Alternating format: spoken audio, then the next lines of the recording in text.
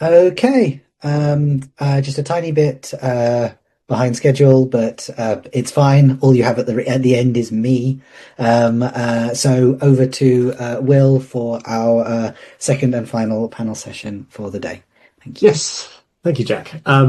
First, I just want to say thank you so much for everyone who's spoken so far. It's been an absolutely incredible day. Loads of great thoughts and insight. I'm sure that will keep coming as we move into our games and digital preservation practice in libraries panel. So we'll be talking about the work that's occurring across the field of librarianship in the UK and the US. There'll be discussions of file layouts and collection development, references services. So as before, please put questions in the chat with if it's directed to a specific person, please let me know who it's going to. So then in the Q&A, I can direct it accordingly. I'll introduce our first speaker, which is Neil Jefferies from the Bodleian Libraries. He's an innovation specialist at the Bodleian Library's Centre for Digital Scholarship and the executive director of the Open Preservation Foundation. So I will throw to Neil and you can take it away. Yep. Then you stop sharing so I can start sharing. Oh, great. Do that. Hello, everybody. Hopefully you can see that. So I'm going to talk about something called OCFL. I'll explain what it is.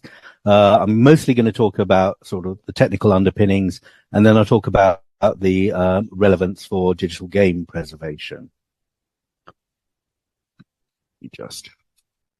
So OCFL was designed to solve a specific problem in digital preservation, which is there are an awful lot of standards out there. The Open Archival Information Systems models, trusted digital repositories, etc., who are very good at telling you what to do, but very bad at telling you how to do that. And OCFL aims to solve at least part of that how problem. And one of the big issues for us is that, of necessity, digital objects outlast the systems that create them, but also over time the systems that preserve them. And one of the most risky times in a digital object's life is when you're migrating it between systems. In fact, that's almost always when loss happens. And ideally, long term, we want preservation to minimize reliance on any particular system behaviors. So OCFL is about trying to address that particular problem, which until recently, digital preservation systems had not really thought about. When we talk about digital objects, we're interested really in their information content, and that's not just the data itself, it's metadata, and importantly, relationships to other objects which give you context and provenance. So OCFL is designed to recognize a broader definition of what is actually a digital object in terms of what it is we want to preserve. We also realize that things like relationships and metadata and our understanding of the object will evolve over time, as will the digital object itself, or the file itself. Therefore, we need some sort of version tracking system. So what is OCFL? OCFL stands for the Oxford Common File Layout. Specification, and it was really conceived after Dev Camp held at St Anne's College, Oxford. So that's why it's called Oxford. Actually, possibly the pub next door was where most of the brainstorming happened. And the idea is to devise an application-independent way of storing complex version digital objects, partly to minimize the risks associated with migration, but also to think about when things go wrong, can we ensure that things are recoverable? And these are general principles. They're not game-specific at all. So work started on that in 2017, where a number of us were basically volunteered by the community as editors. There were about 30 organizations involved. And the first version was released in July 2020. It's a digital preservation specification, so we regard that as something that should evolve slowly and very carefully because we need things to be compatible in the long term. And at the moment, we're working on version 2 now, 6 years later, and probably it'll be another couple of years before that's finally in production. And the specifications define two things. One is an OCFL object, and the other one is a storage route. Specification also comes with a load of implementation notes guidance on how you implement it, how you do safe operations on digital objects so that they're recoverable when things go wrong, and you have a knowledge of the state throughout the update process. So this is all fairly general technical stuff. And I'll just have a quick look now at what an OCFL object looks like and what it looks like when stored on a file system, and that's shown on the right of this slide. It's a group of one or more content files and administrative information that allows you to manage them within the context of OCFL, and those have a unique identifier within the system that they exist, but that ideally should be the unique identifier, the DOI, the ARC, or whatever, by which that object is identified in the broader online world. The object can contain a sequence of versions, and each version stored in a directory logically labeled V1, V2, V3. At the top level, there's an inventory file, a JSON file, that effectively describes the object, its version history, and the absolute minimum metadata we require in order to operate the OCFL system. So the idea is we're not defining a new metadata standard for any of the things you may want to do. Those already exist, and those are just part of the OCFL object. But the OCFL system itself does need some minimal information to function. What the spec does not do is define what an object is or what a version is. Those tend to be dependent on what you're storing and publication decisions that are made about that. And as with anything, there are extension mechanisms that allow you to include more information about your specific implementation within the system. An OCFL storage root is effectively a way of collecting in a file system all those OCFL objects. So it describes how you lay things out in a directory. It also requires you to include a copy of the specification. So if you find media or a storage system, it actually explains how it's laid out and how it works within the top level of the system. Contains a specification conformance declaration, so you know which version it's compliant with, and you know all the objects are that version or earlier. But other than that, it contains nothing else other than those CFL objects. And if you go through the directory hierarchy, everything ends in an OCFL object. There are no dangling, or shouldn't be any dangling directories or anything like that. If there is, then you know that something's gone wrong. So it's a relatively simple layer over a file system or a storage system that allows you to store complex version digital objects in a way that most different software systems should be able to implement. And a number of repository systems now support OCFL either as a native storage layer for something like Fedora, or as an export for something like Invenio RDM. So that storage structure is available in all sorts of general purpose storage systems. So let me just drill down a little in what OCFL offers. And the idea is based around the idea of completeness. So if you lose all of your repository software, you ought to be able to rebuild it entirely from the files stored in OCFL. There should be no lurking data or information sitting in databases or somewhere else that can possibly be lost.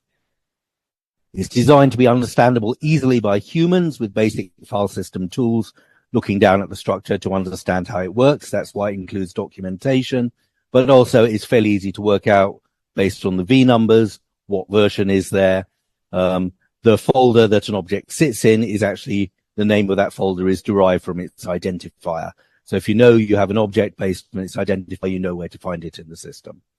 So even in the absence of any software, you ought to be able to navigate it as a human and work out what's there. It includes a level of robustness against errors, which I'll discuss later. I've already mentioned versioning. It makes relatively little assumptions about your storage, so it supports lots of different storage mechanisms. And it tries to balance computational and structural efficiency in some level. And I'm going to drill down in these points before I get on to games. Completeness, as I mentioned, we have an idea of a broader intellectual object. So there's data, there's metadata, there's history. And all of that's written into the OCFL structure. So, and the idea is, at least at this level, the object is internally self-contained. And it's relatively easy to access any version of an object. So if the object changes over time, you can look back in its history, and it's very easy to reconstruct an earlier version of the object. Complies with various of the preservation standards. I mentioned parsability. Partly that's for disaster recovery, but also it allows you to run multiple systems over the top of an OCFL storage system.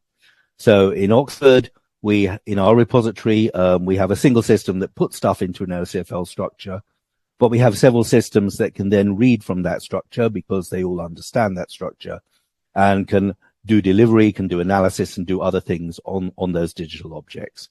By making sure all of the digital objects are in the file system, that gives you that flexibility and the ability to do things like have microservices and agents crawling over that structure to do different functions.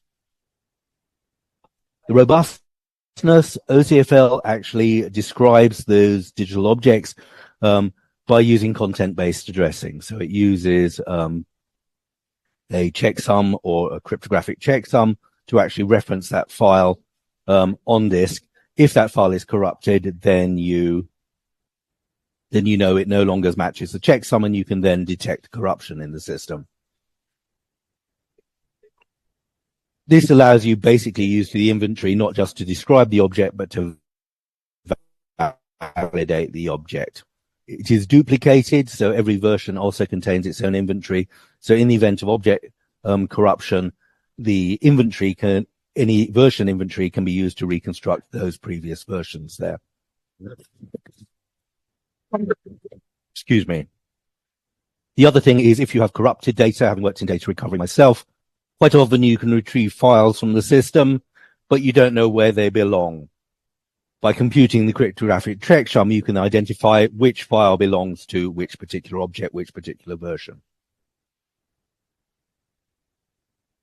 Versioning, I've pretty much already mentioned. One of the things that's of note, do excuse, somebody's just brought a dog in. OCFL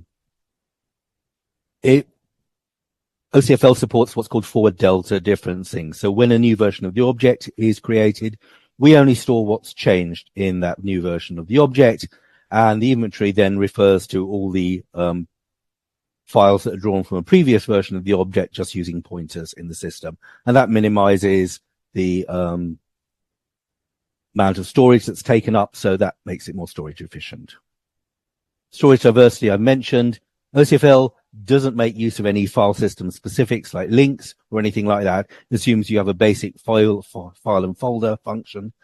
And we do separate the logical path in an object structure from its physical path on storage. And that means if an object contains things with long paths or awkward file names, we can still store them in any OCFL structure by mapping them to storage friendly file names within the inventory. So that allows us to store objects as they were originally structured without having to deal with the limitations of whatever storage we happen to use.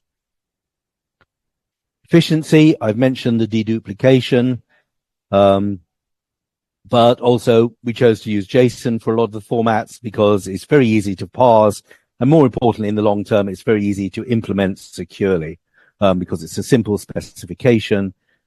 And we've decided to have the entire object structure and history in a single file, so that essentially retrieving those files and caching those gives you a view of the entire structure very, very quickly. And you can load them into a database for speed if you want to.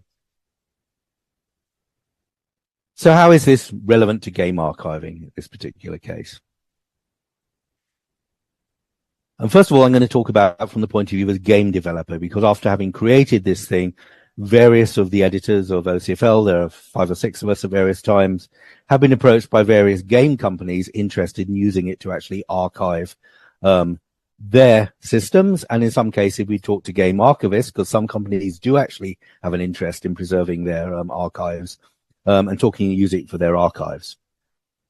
And in terms of source material, games are complex digital objects, at least since the advent of disk and random access storage for games, where you could store them in a very disaggregated ways. In the old days of tape, pretty much the entire game was encapsulated into a single file. So you got software, you got the audio, the image, the 3D assets, you got meshes, you got bump maps, you got normal maps, all sorts of things there. You got level maps, you got the various models that go in there. and then a whole load of build compilation metadata. So a game itself now is a complex digital object. They are versioned. You have updates, you have patches, you have platform variants, you have downloadable content and updates throughout the history of an object now. So again, those meet what OCFL delivers very well, and you can understand why some of those companies have come to us to discuss the possibility of using this. Of course, from an academic point of view, it's also very nice if they're preserving these things to have them in a format that's accessible. And a lot of the game companies now use one of quite a small number of source code and asset management systems for development. And certainly in the wider world, there are automated feeds from, say, GitHub to places like Zenodo, so that when you do a release of software, a version is automatically deposited into a long-term storage repository. And you can see that sort of thing also platforms. So that's kind of the fit in terms of why a game developer might be interested in OCFL. On the other side of it, what benefits does it give them? One of the most obvious is the reuse of the IP, the assets that they've created in there, and the ability to manage those. Increasingly, and I'm looking at people like Square Enix, games are actually conceived as part of a multimodal experience. So you've got TVs, you've got movies, you've got books, you've got merchandise, all conceived at the same time as the game goes out. And there you may be using some of the artwork, the 3D models and other things like that in between those particular items. Inevitably, you potentially have sequels and spin-offs, but also potentially remasters coming down the line. So having that stuff archived can be very useful there. And if you're doing these multimodal experiences, especially with a timeline there, actually a lot of the metadata about the relationships between those objects and how they interact can be actually quite useful. I kind of mentioned this in this chat earlier, but the other thing about having archival versions of these with date stamps and a little bit of provenance on, as opposed to what's stored in their sort of more dynamic source management system, is in terms of asserting rights. So establishing date and provenance of digital assets, dealing with cases of legal disputes. And as I mentioned in passing, there is the possibility of illegal deposit moving to a broader range of artifacts over time, in that really illegal deposit is about published artifacts, and having captured these artifacts and snapshotted them, having them in legal deposit as proof of copyright and proof of ownership can actually be useful to a company. And finally, it just provides them with very neat inventory of assets, which is not just necessarily the game stuff, but all of that collateral material that can go downstream as well. So the other side of the coin is sort of what's the use to us as game researchers? And really, they're after trying to capture those complex things, but really after publication, once they've emerged in the wild. As other people have said, that's sometimes a much more tricky proposition. You got the client software, what you end up downloading, that's generally pretty easy. The server software and back-end stuff can be much harder to track down. But you've got all this complexity. You may be interested in the shipped physical artifacts, which may be digitized or documented, putting those into the system as well. And then including a lot of metadata, execution environments, specifications, and other stuff like that. And sometimes a lot of the interest there is not necessarily what is publicly expressed as the game like that, but you're interested in bugs and hacks, hidden and removed content and other stuff like that may disappear over time. And that's where version management can be quite important. On the other side, we're talking about, okay, there's a match there in terms of what OCFL does. What are we interested in? In terms of the broader preservation, emulation environments and emulation images need to be stored somewhere. So as well as storing the original artifacts or digitized version of those, we may be interested in storing pre-built emulation images and making sure those are kept up to date as the emulators evolved. We can look at migration of executable parts of that, looking back in time, for example, the Infocom game engine there, where they ran text adventures on those. And we can look at actually storing media, using it for media preservation, so storing media images, so we can recreate floppies and CDs on new media if we need to over time. Looking more broadly, having a general purpose store that doesn't proscribe too much what terms of objects you're dealing with means you can start to include games in their broader cultural context and collect a broader range of artifacts. So you've got things like streams, you've got information about, say, speed runs and records, which are very version dependent. So again, being able to have the versioned objects and record where speed runs and records hit against those. And then a lot of user generated content. So mods, and a whole range of repurposing of the game engines to deliver alternative cultural experiences. And then finally, downstream, you're interested in capturing after event these preconceived multimodal experiences, but also more broadly looking at some of these games as social spaces. So a lot of the games now have online chat, certainly the multi-user games like that, but often the chat not only goes on within the game chat space itself, but in a number of alternative channels. And you want to actually capture some of that more broader cultural context going into what's going on around that game in there. And those become part of evolving social spaces. And, you know, there's a very interesting sort of, I guess, subgenre of semi-abandoned social spaces or game spaces in the 3D Worlds area where, you know, there are probably only a few hundred people still left in that space, but for them it remains a social space and it's kept going on a shoestring in order to actually maintain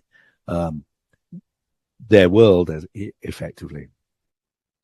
So really, you know, OCFL is designed first and foremost as a very low level digital preservation system that underpins potentially layers of material that you put on top like that.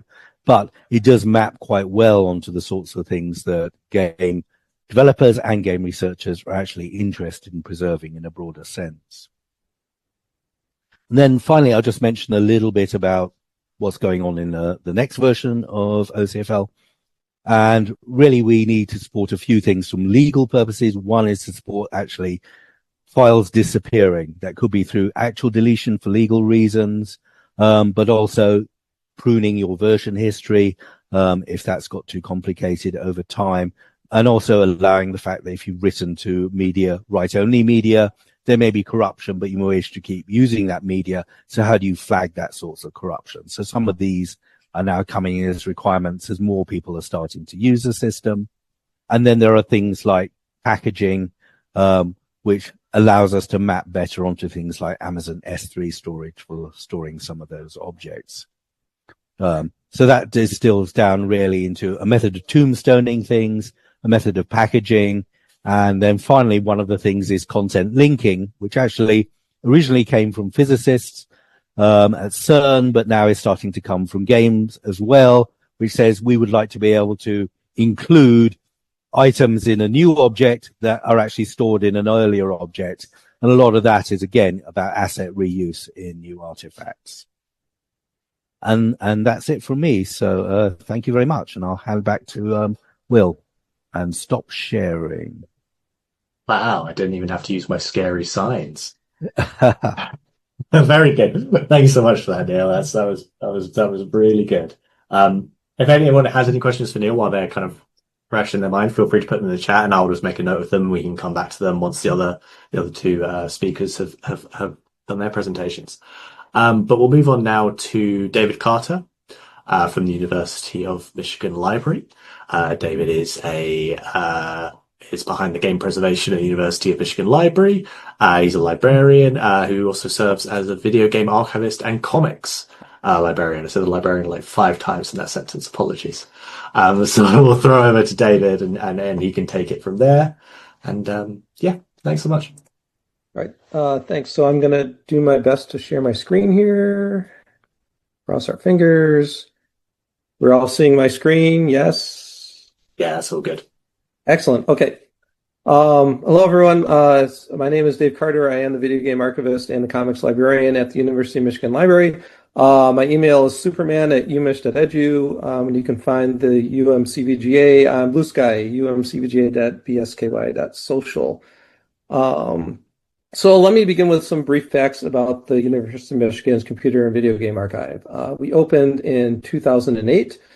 We currently have over 11,000 games for more than 80 different gaming systems. We cover 50 years worth of gaming history. Our primary focus is on console games and handheld games and computer games. And the caveat is that we're not really an archive. If you are in the library archives world, we're more akin to a special library. But trying to explain to the general public what a special library is much more difficult than saying, hey, we're an archive. So we use archive in our name there. So in addition to our primary collections around video games and computer games, we also have some board games, tabletop role-playing game books, various ephemera, everything from stuffed animals to lunchboxes to posters, and then a collection of secondary materials, so books about video games, video game art books, comic books based on video games, video game novelizations, etc. We are open to the public, even folks who are not members of the University of Michigan community, but we do ask if you were to find yourself in Ann Arbor, that you make an advanced reservation or contact us ahead of time to gain access to the collection. We currently have two staff, myself and Charles Sadiq, who's our archive manager. And then the archive day-to-day is staffed by a variety of student assistants who help out with stuff. I'm going to see here. So our goals. Our primary goal for the CVGA is to support teaching and research as at the University of Michigan as it relates to the area of gaming and specifically video gaming. Then our secondary goal is preservation of the items and objects in our collection. We also support and encourage open play and exploration. So at times when the archive space is not reserved for a class or a group activity or things like that, we are open for students and faculty and staff to drop in and just play whatever game in our collection that they wish to play.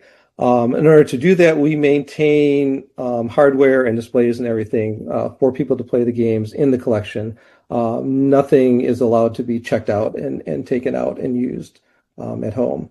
So what are some of the services and programs that we do? As mentioned, we do host class sessions in there. So that's one of our primary ways of supporting the gaming activity on campus. And again, games for individual research and projects people come in on. We have sponsored events and symposia in the past. We occasionally put on exhibits, both in-person exhibitions and digital exhibitions. We engage around campus. We've been engaged with folks at the medical school and in the computer science department around the area of adaptive gaming recently in the last few years is one thing. There's a bibliography at the end here which has more information about the sorts of things that we have been doing. And I do want to mention that about 4 years ago now, we relocated from our location in a library space on the North Campus to the main campus, which put us closer to the departments to make use of the collection.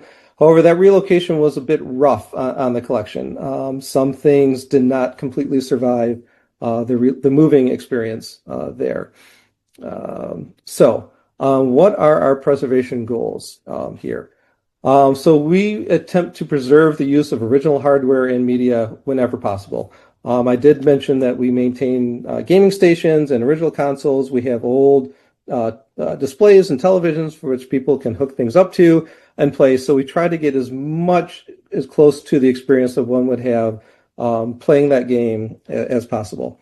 And then our goal around preservation is to be able to resurrect a game should the original in our collection be damaged or become otherwise unusable.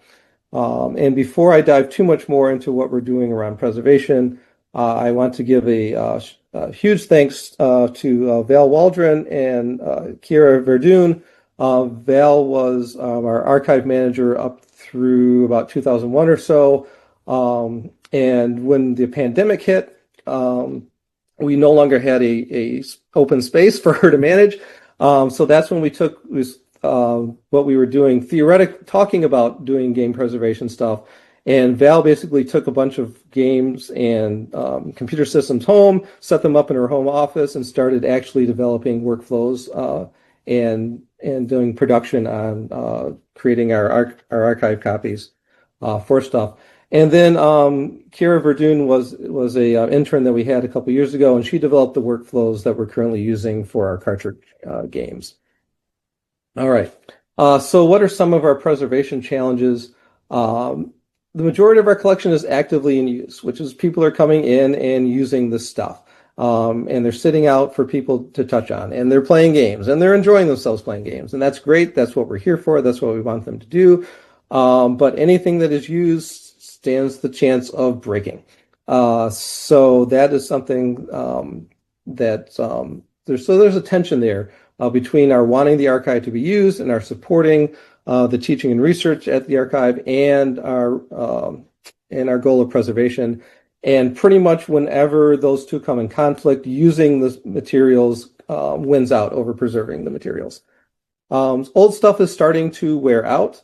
I've noticed this more and more over the past few years. That is becoming harder and harder. Well, stuff's just breaking, right? Or just wearing out and not being used anymore. Or 3 or 4 years ago, I had several NESs that were in perfectly good working condition. And then over the span of about 12 months, those just one by one just stopped working. So now I'm down to just a couple of working NESs where I once had like 12 in there. Similarly, I've got 4 PS2s in the collection. Only one of them is currently capable of playing the older PS2 games that were released on CDs as opposed to being released on DVDs. And replacements are getting more difficult to source. You can still find a lot of the stuff. You can hop on eBay or someplace like that and find things. But they're getting more expensive. There's fewer of them available out there. And then when you purchase one, it might work when you first get it, but then those are going to break down on you as well. And then conversely, the newer stuff is harder to repair. I am not going to open up a PS4 or a PS5 and stand any chance of actually repairing that thing. Whereas if I open up an Atari 2600, I at least stand a chance of understanding what's in there and seeing what needs to be soldered back in place or replaced in there. Basically, what it breaks down to is entropy. We are fighting a war against entropy, which is one of the fundamental facets of the universe. We are ultimately going to lose, but we, as all libraries and archives before us and will come after us, we will fight the good fight in trying to preserve the materials. So other preservation challenges that we have, time and other resources. It takes time to reformat materials. It takes time to create metadata. It takes time to figure stuff out. And since we are, a functioning user space, assisting users and things like that are the things that are going to take our priority over preservation. There are legal restrictions on what one can do for preserving stuff, and others here have covered many of those in the past, so I won't belabor on them. But I will mention that there are certain provisions within the U.S. Copyright Code which allow libraries and archives to do some specific things around reformatting with items that are in their collections. And we are making use of those provisions in what we are doing around preservation. And we have a memorandum of understanding that we have developed with the Libraries Copyright Office and with the University of Michigan's General Counsel Office, which basically says, this is what we're doing. This is why we believe that what we are doing is okay under these provisions of copyright law. And then they have signed off on that. So nobody is surprised by what we are doing in there. Some game experiences are nigh impossible to preserve. My standard example of that is World of Warcraft or other massively multiplayer online role-playing games. The version of World of Warcraft that you can play now is not the version that you could play 10 years ago. There is no way for you to play the version of World of Warcraft that existed 10 years from now, and you won't be able to play the version of World of Warcraft now 10 years hence. At some point, people are going to probably stop playing World of Warcraft, at least enough so that people won't be running World of Warcraft servers anymore. It is theoretically possible that one could make their own World of Warcraft server and go in and hack the code on a World of Warcraft client and say, hey, connect to our server and not the non-existent official server. But then unless you're in there with 10,000 of your closest friends also playing World of Warcraft, it's not World of Warcraft. So there are all these sorts of cases of things that are either impossible to preserve or they're out of our scope for preserving. So we are focusing on some specific things that we're doing around preservation in the CVGA and leaving it to the wide variety of others, including those here in this conference and others who are tackling other aspects of game preservation. And hopefully amongst all of us, if enough people are doing it, we stand a chance of preserving games as we know them. And then this will not be a surprise to anyone that modern game distribution poses major challenges for the future of preservation, not only around things like digital rights management, but even now, there are Switch 2 games that even though you buy you're theoretically buying a physical copy of the game, but what's actually on that little game card is not a copy of the game at all. It's just a game key, which licenses you to download a copy of the game onto your Switch. So, yeah. And those are only going to get more and more challenging as we go forward, which is probably one of the reasons why one of the many reasons that we're focusing on preserving the older games in our collection at this time. So what are we doing? And I'm just going to talk in really broad strokes here. So we've developed workflows in consultations with the library's digital preservation lab. They are the ones with experience and knowledge on digital preservation and digital objects and things like that, whereas we're the ones with the expertise on the actual games themselves. So we've colluded or cooperated with each other. But basically, we create archival quality digital copies, and the way in which we do that depends on the original form of the media. You'll see here that we have, I've got an image here of it's a FC 5025 controller cable, which is attached to a 5¼ inch floppy disk reader. And then it's nice and bare naked laying out there, and that's how we do it. And for which then we can put the 5¼ inch floppy disks in our collection and create disk images of that. And then we take the digital copy of the game, so the disk image or the ROM file for the cartridges that we've created. Then we have scans or photographs of the manuals that came with it and the game boxes. And then we actually take photographs of the physical media itself. Or if it doesn't have a physical media for stuff that's born digital, we usually include a screenshot of the web page for the game. Then we wrap that all together in a bag with Archivematica, and then that goes into Dark Blue, which is the University of Michigan's digital repository's dark archive, which means it's a restricted archive, which means that only a few people have access to that archive that we put there, which is, I think, myself and one or two people in the digital preservation lab can currently put stuff in and take stuff out of that archive.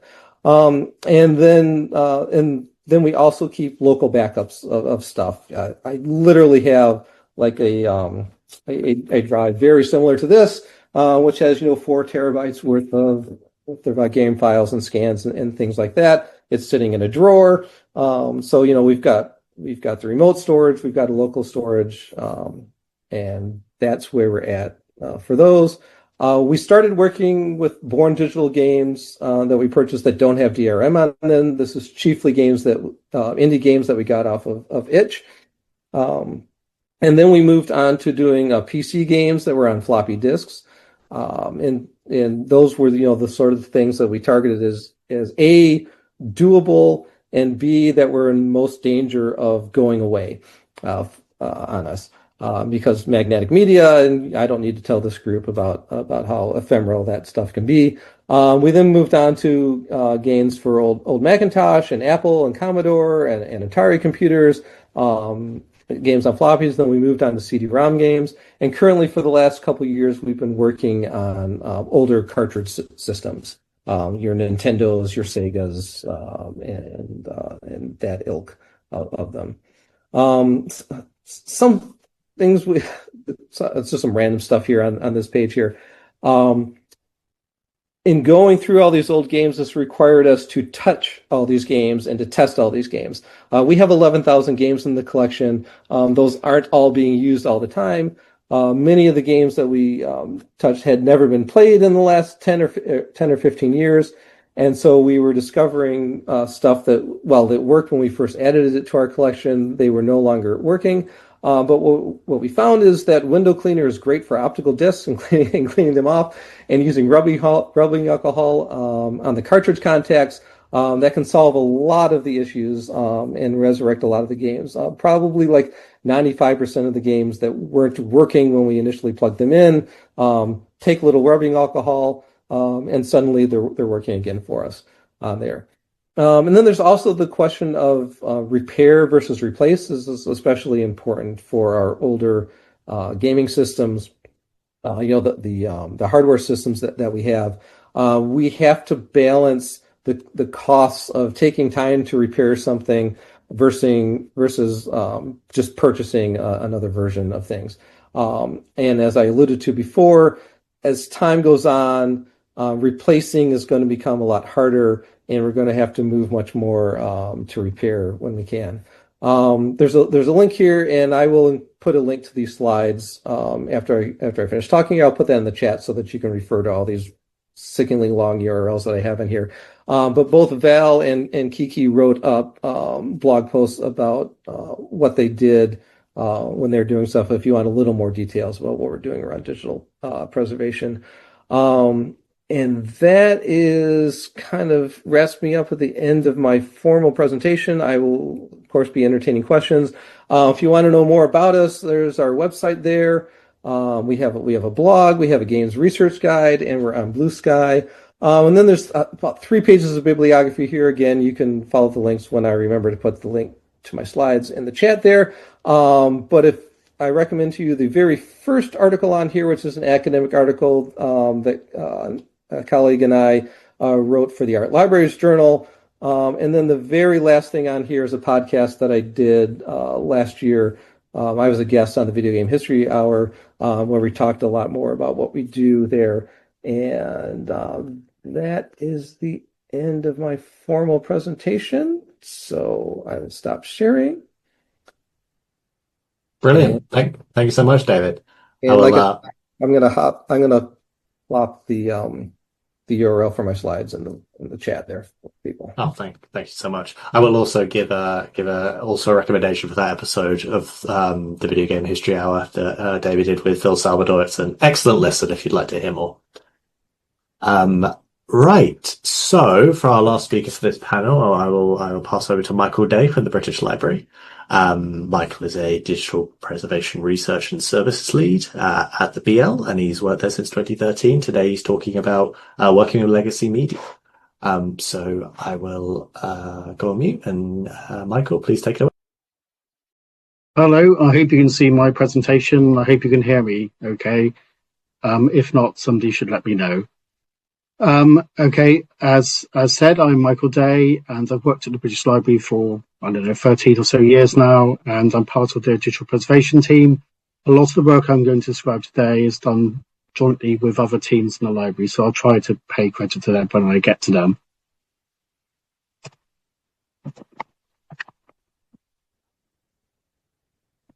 Okay, so I think I'm going to talk about two main things today. One is our projects looking at legacy physical media in our collections and what we've been doing with those over the past decade or so. And then another project called Emerging Formats, which is really, again, is a project that started again about a decade ago, but looking at newer forms of content. And I probably should start with a sort of a general apology that, I'm not a games person, and as an organization, we do not have a significant collection of games itself, but I hope the relevance of what we do will come out through this presentation. So just first a few things about the British Library. It's probably the largest research library in the United Kingdom. It's one of 3 national libraries in the UK, the others being in Scotland and Wales.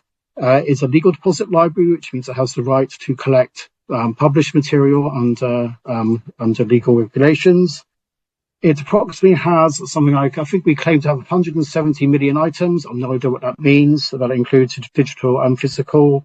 We have something in the region of 13.5 million books and 300,000 manuscript volumes and things. So we have lots of content, not just books and journals. We also have things like patents, stamps. We are the National Sound Archive of the UK. So we have a lot of content in lots of different forms. And so first of all, I want to just talk a little bit about our legacy, the material, the content we have on legacy physical media.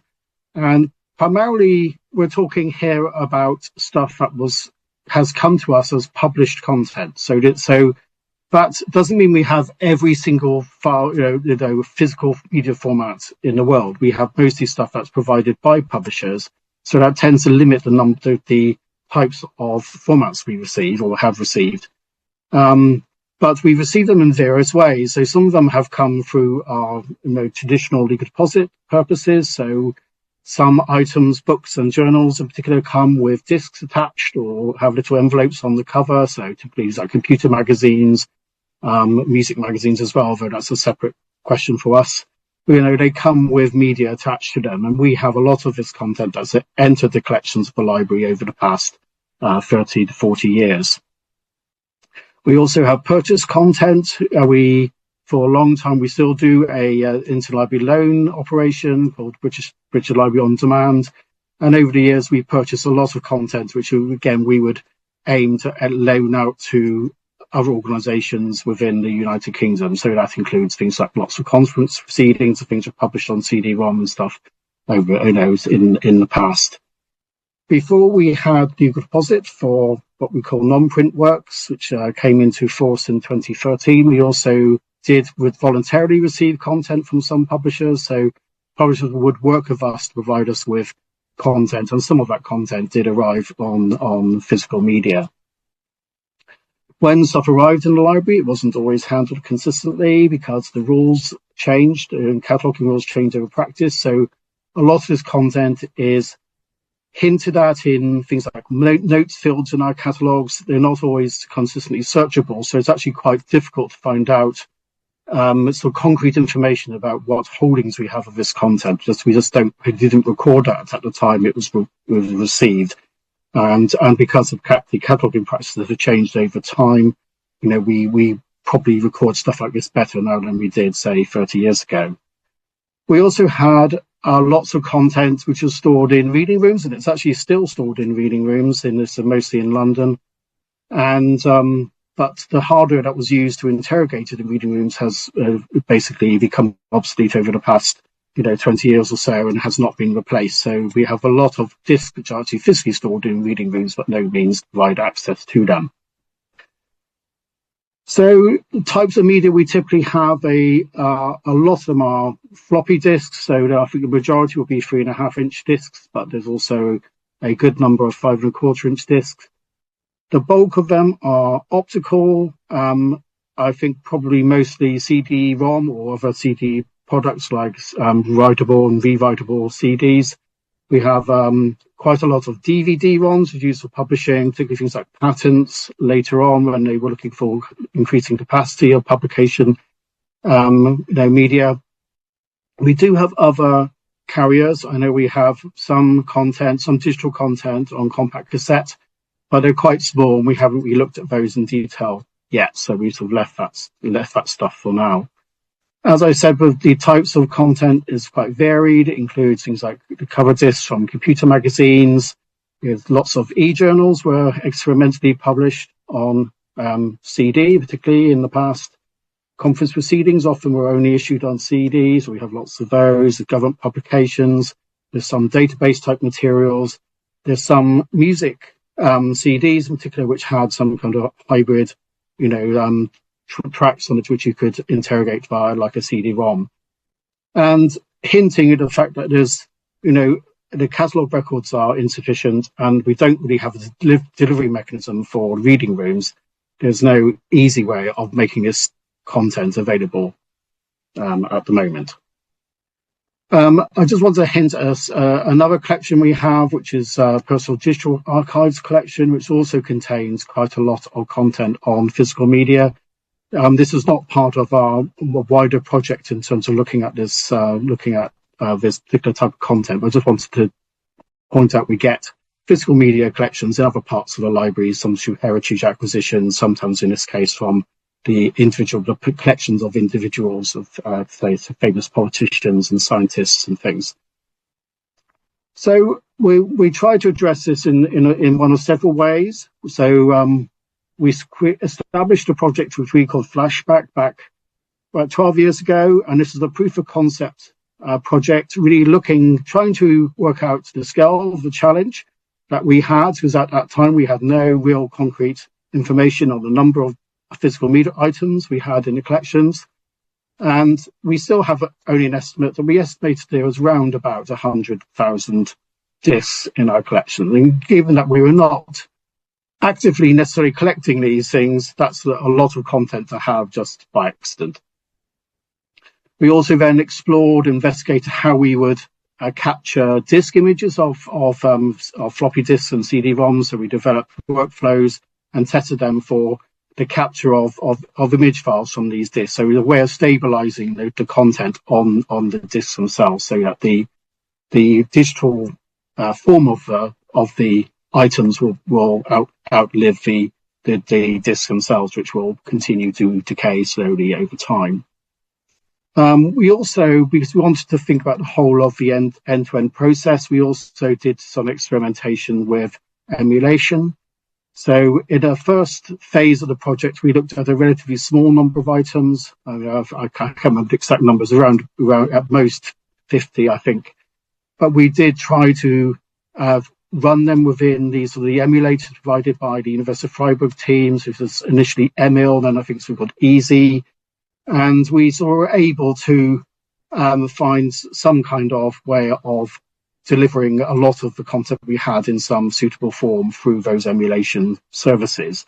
There's an image on a slide which shows a thing called Turtle Trot running both in some hardware I cannot identify, but also in the emulated version on a laptop. And that was set up as part of a internal demonstration day, which I think we did for World Digital Preservation Day some years ago. And staff from the library could come and look and see, if they were nostalgic about older games and things, they could take a look at that.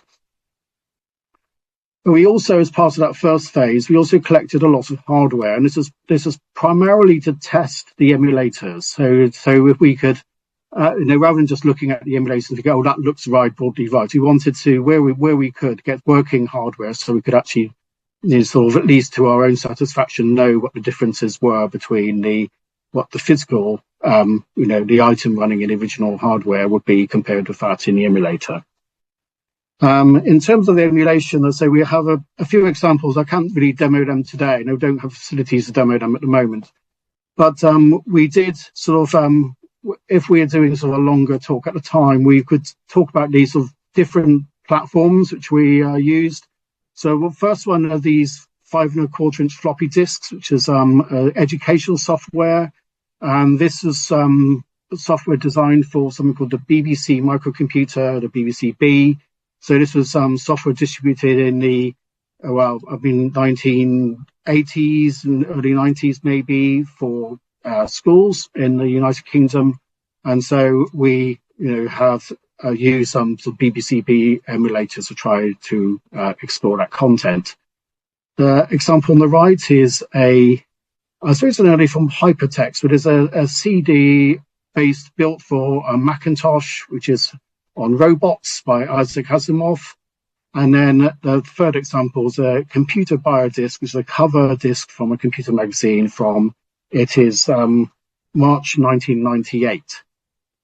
And from all of these, we did manage, I haven't got screenshots of everything here, but the column on the left shows the BBC disc in its implementation form, in its full color, operation. And the example below is just of one of the programs on that disk was a animation of a washing machine working, which I think is number 5 on the menu.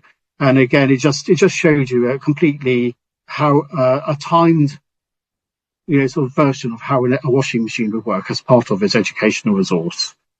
The middle column shows the Isaac Asimov robot disk running in an emulation of Apple Macintosh environment. And again, you could follow that through to the different elements on the square below, and it included some videos from Isaac Asimov himself, which you could play then within the emulator. So it was quite a nice one to demonstrate.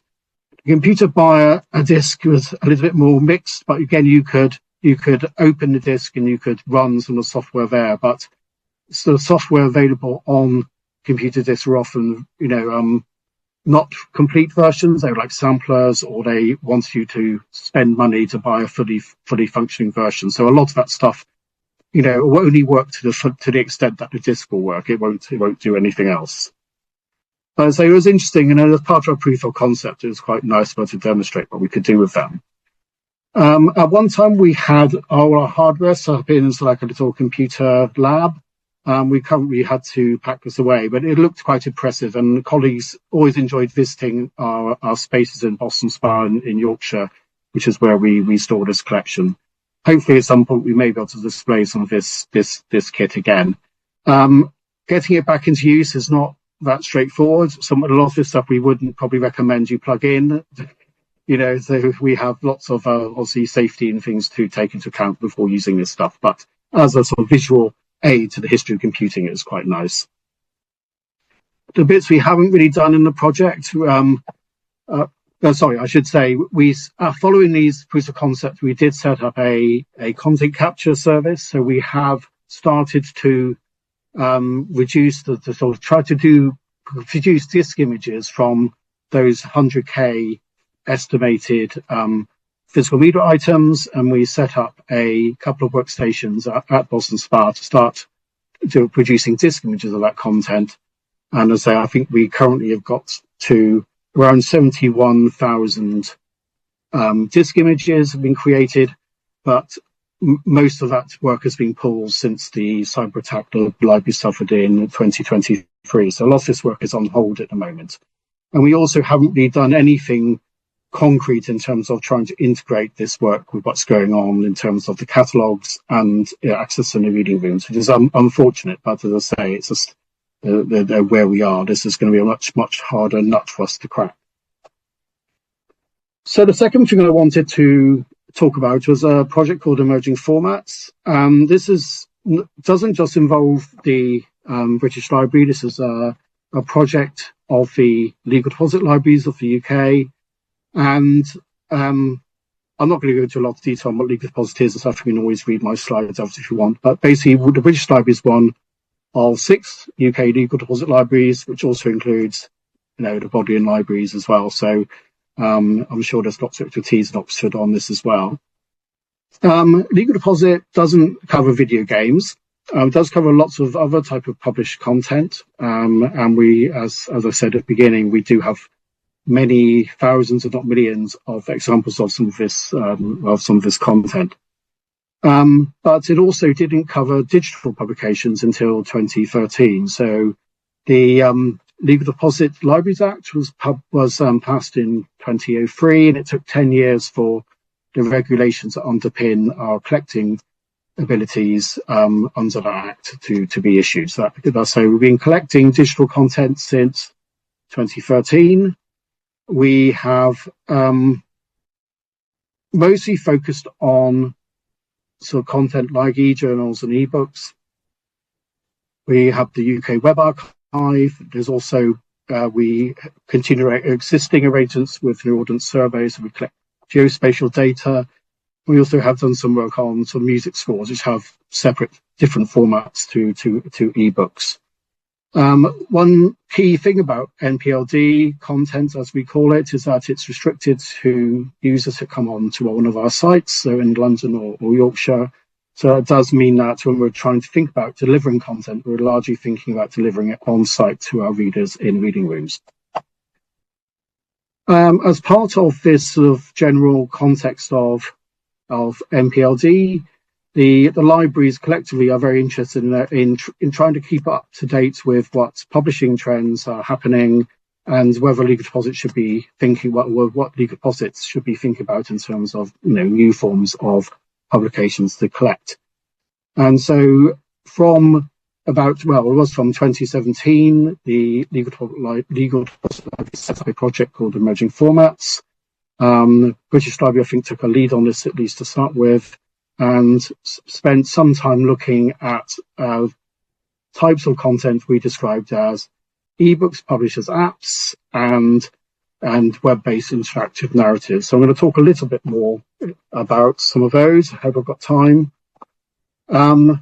So the first class is ebooks published as apps, and this is a sort of a response by publishers, well, not just publishers. There's lots of smaller organizations interested in thinking about how one might develop the concept of a book in a world when people are carrying portable devices around with them all the time. So, I mean, initially tablet computers, but then the ubiquity of smartphones, I think, in many ways has driven this development.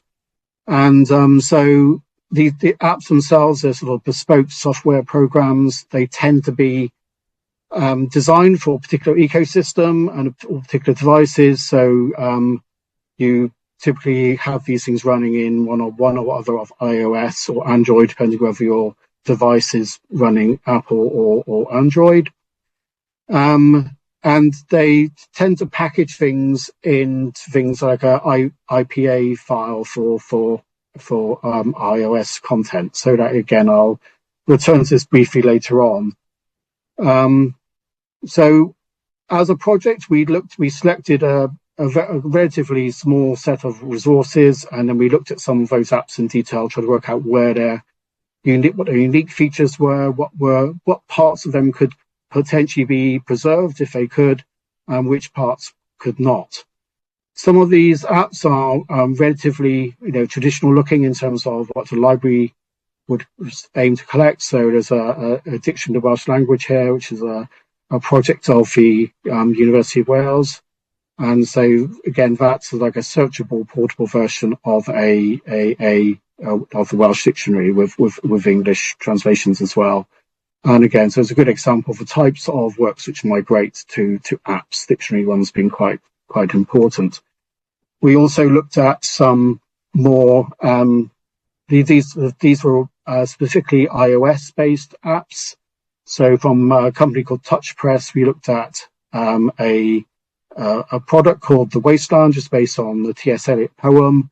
And in some ways, looking at that, it felt very similar to some of the older CD-ROM publications based around literary works, where it contains various texts, versions of the text of the poem, manuscript images of the manuscript, but also sound recordings of actors reading the text. So again, it was sort of an integrated sort of resource based around the Wasteland as a poem.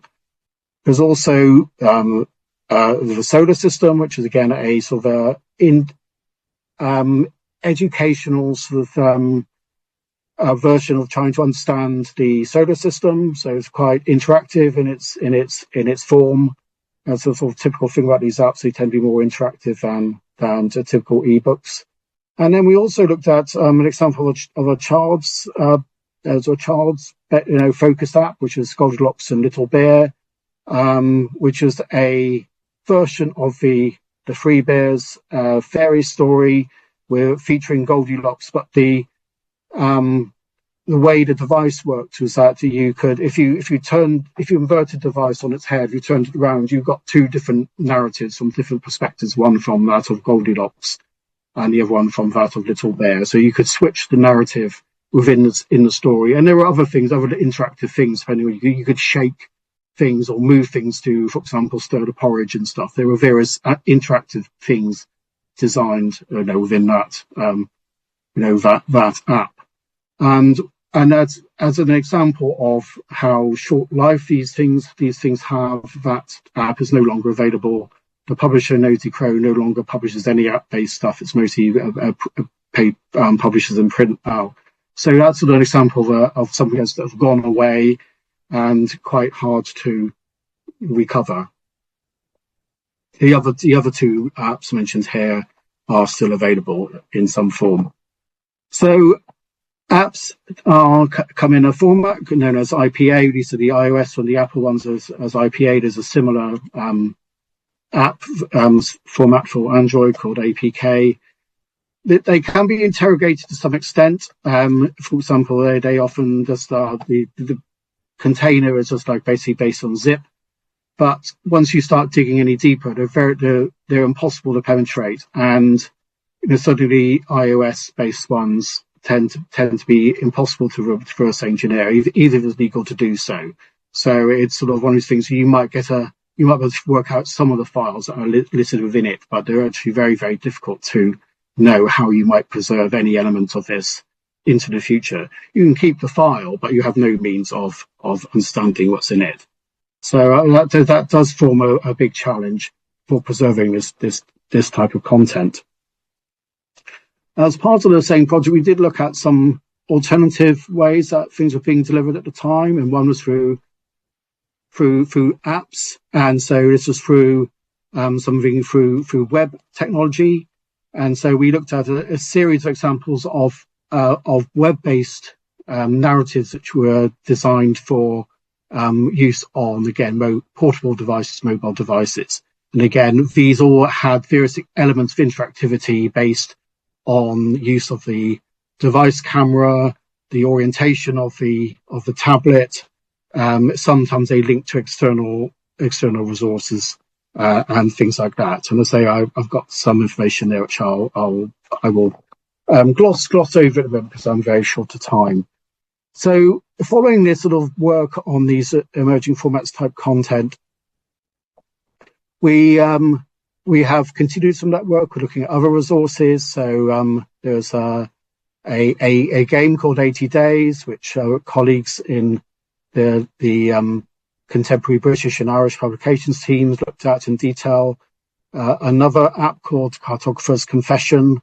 And we also have developed collections for sort of the New Media Writing Prize, again, a lot of interactive type publication in that. I think one of the significant things that's come out of the Emerging Formats project is the idea of enhanced curation. And this is really thinking about where it's impossible to really realistically preserve or provide any form of continued access to the original items.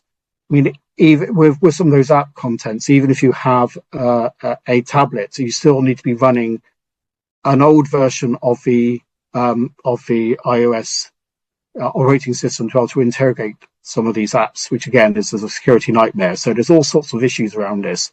But the idea is that if you cannot preserve something, you preserve other things, what we call sort of formal contextual collecting. So typical things that we've looked at preserving is the websites that describe items, advertising, articles and reviews, things like fan sites, and then things like screen captures, both still and video capture of for example, use of these apps.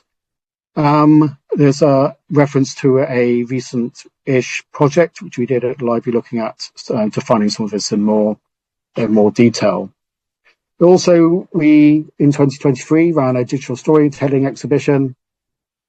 Thank you, and which again tried to really provide a demo of how you might be able to an experience of trying to demonstrate, how you might begin to sort of display some of these sort of interactive items within a exhibition space, which I think it was reasonably successful at the time. Anyway, I'm going to stop there because I've run out of time. I'd like to thank you for your attention. I hope there's some overlap between what I've been talking about and what's going on in the video game world. I mean, I think there should be some overlap with things like, the tied obsolescence cycles, the fact that, you sometimes have to give up providing access to the original item and maybe think about this sort of enhanced curation approach.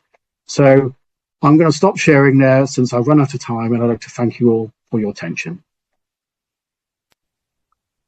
Thank you so much, Michael. That was great. 3 great talks. So we're going to move on to the Q&A portion now. I think we've got probably 15 minutes or so, right, Jack?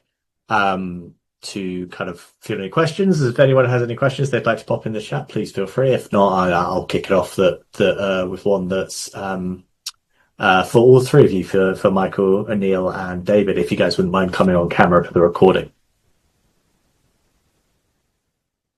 Great, cheers. So yeah, it's something that's come up today a few times actually. Is this idea of the role that private collectors and kind of non-institutional preservationists have in kind of the wider preservation ecosystem. I was just curious for each of you, how important or what role do these kind of, hobbyist collectors and preservationists kind of have in your kind of day-to-day work?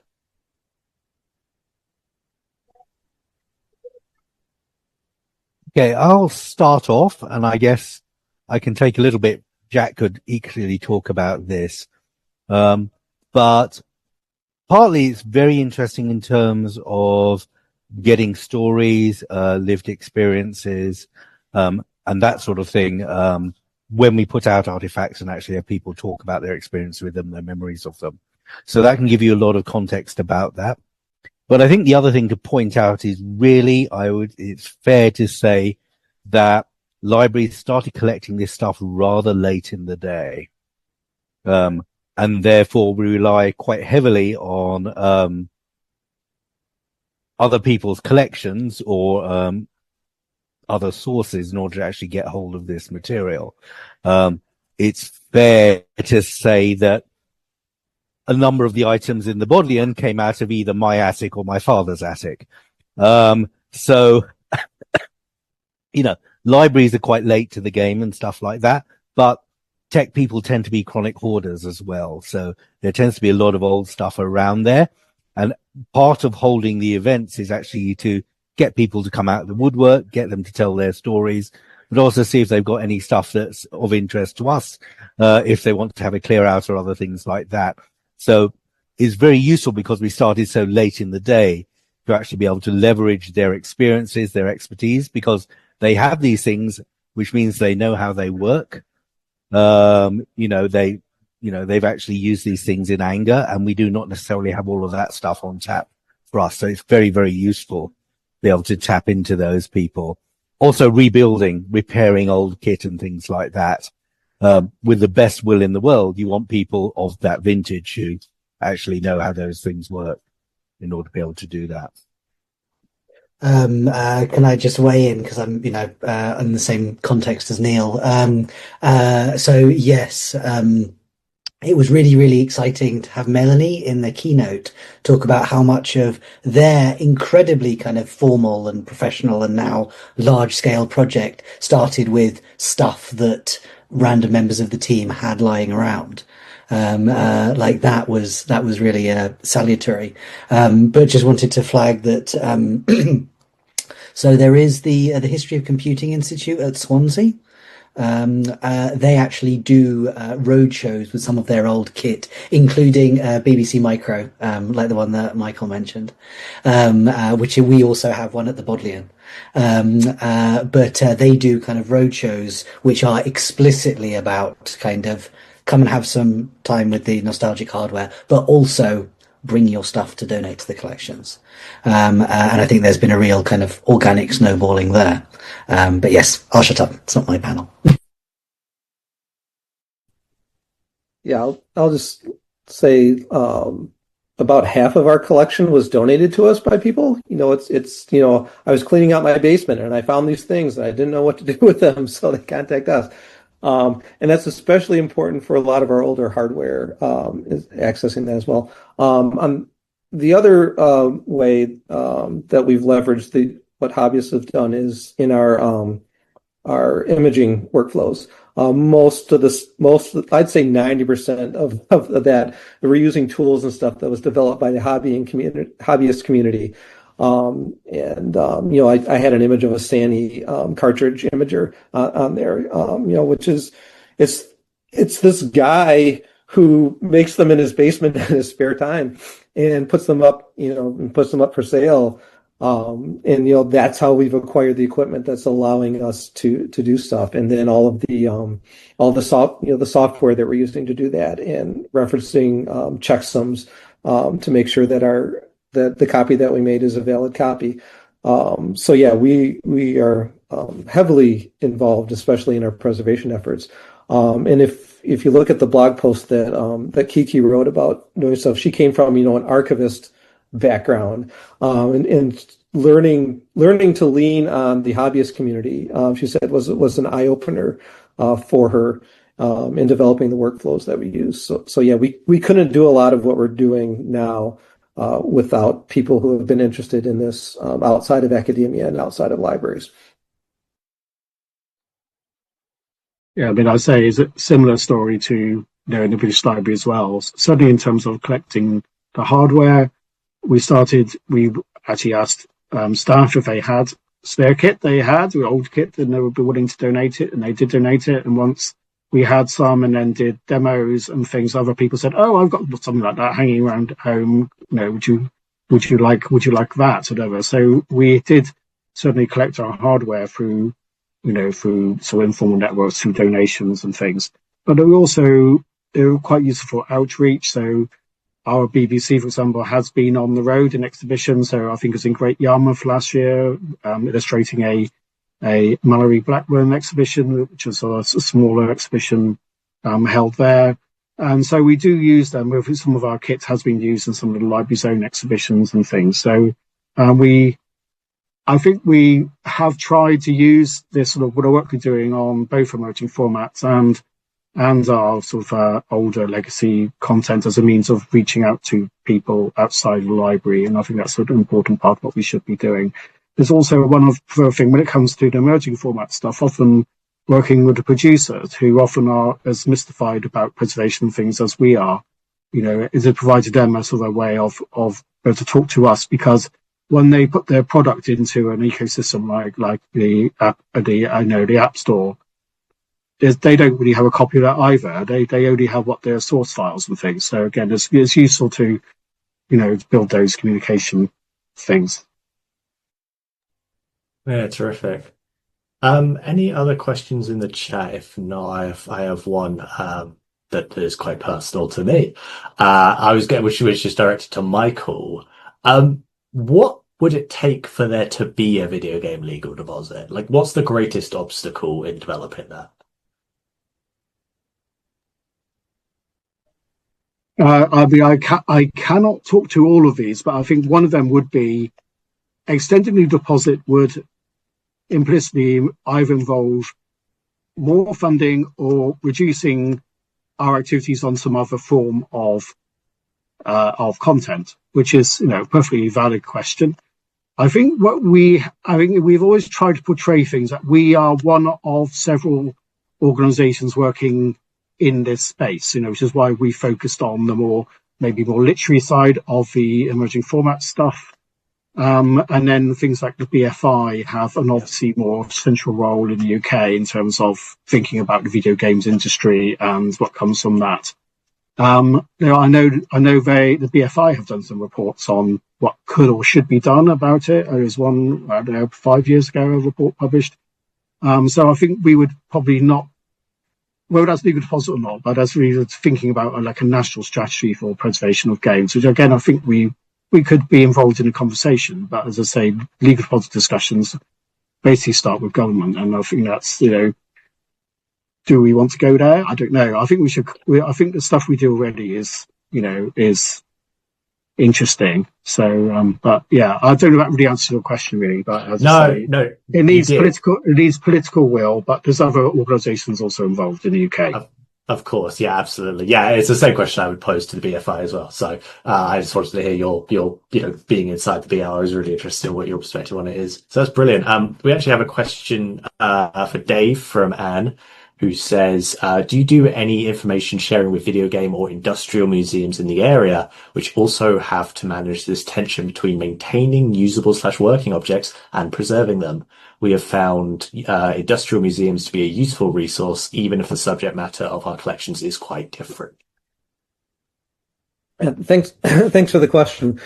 I haven't talked to any industrial museums, and I think that's interesting. So thank you for bringing that up. I do sometimes talk to some of my colleagues at other universities and libraries who are doing stuff, and we seem to be operating on almost on a different scale. There's places that have large collections, but not the high amount of use that we tend to have. And certainly they're not letting people just walk in and play the games that they want to. And then there are smaller, like departmental collections or things like that. Well, they'll have maybe 50 or 100 games or something like that, and a few old TVs and stuff that are meant to be usable, but aren't huge and vast on us. So I sometimes feel like we're making stuff up as we go along, and we've been around for a while. But I'm certainly interested in talking with anybody and seeing how they deal with similar challenges that we are. So if you know of anybody, please send them my direction or let me know who they are and I can reach out to them. Brilliant, thanks. Do we have any other questions for Neil, Michael, or Dave? Doesn't seem like it. So, Jack, unless you've got any more questions, I'll throw back to you and thank our panelists for a really insightful and technical discussion that I personally, from my side, I don't really see a lot. So I really am appreciative of you guys sharing your insight. So thank you. Yeah, thank you very much, everyone. And yes, I was also you stole my question, which was going to be about the what would it take to get a legal deposit for video games. But that is it. That's the end of our last panel session. All I am left with is wrap up. I think we're probably going to finish a little bit early, which I think is probably okay. It's been a very, very full-on day, yeah, so we have we've taken on board feedback around the prospect of expanding some of the lightning talks. So do keep an eye out for kind of feedback on the event, where we will hopefully we'll have the Discord server set up by this point. We will, in some capacity, have a mechanism for carrying the conversation forward. We will also share our recordings.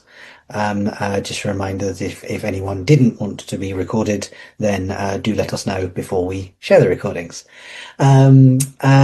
So I think, yes, does anyone have anything they wanted to say to anyone who is still remaining here?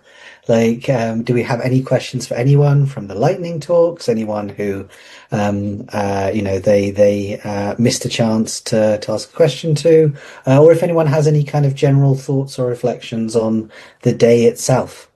I'm gonna need to take some time to process everything myself.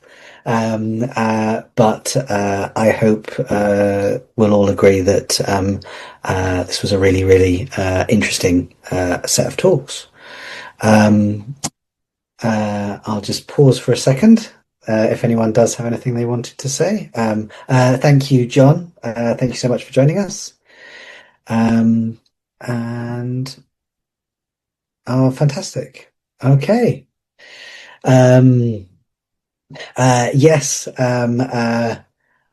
we will have the follow-up email sent out all in good time for DIGRA. So anyone who is fortunate enough to be going to Ireland, do look for friendly faces from here. Similarly, British DIGRA, if we'll all be, hopefully we'll all be on the Discord before too long, but keep an eye out for people in Cardiff. And then, yeah, I think finally it's just a case of thanking all of our speakers, all of our Lightning Talk presenters, and my esteemed co-organizers, Will and Emily, and then finally Kat, who has been in the background all day, keeping everything running so smoothly, despite the fact that she is cripplingly ill. Yes, the whole day couldn't have been done without her. Thank you very much, everybody. Keep an eye out for emails with feedback and sort of next steps for everybody. And have a good rest of day. Thank you so much, everyone. Thank you. Bye-bye, everybody.